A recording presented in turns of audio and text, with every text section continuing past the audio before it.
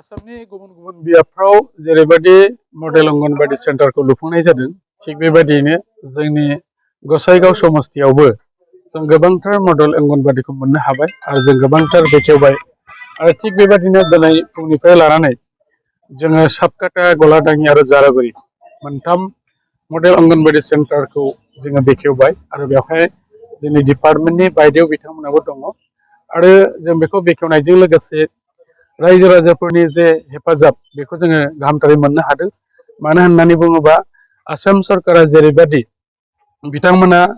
model anganwadi सेन्टारफोरखौ गोदानै लुफुंनांगौनि थाखाय गोदान मोनसे डिजाइन खालामनानै मडेल बानायदों बे थारैनो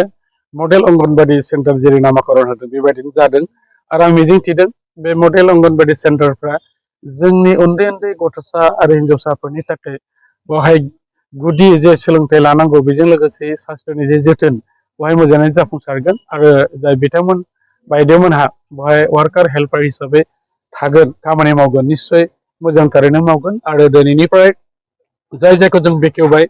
जोङो रायजो राजाफोरनो कमिटिनो जों बेखौ गथायबाय जाहाथे बेखौ जोथोनैनो लाखिनो हायो मिजिंथिदों इयुन समाव बेबायदि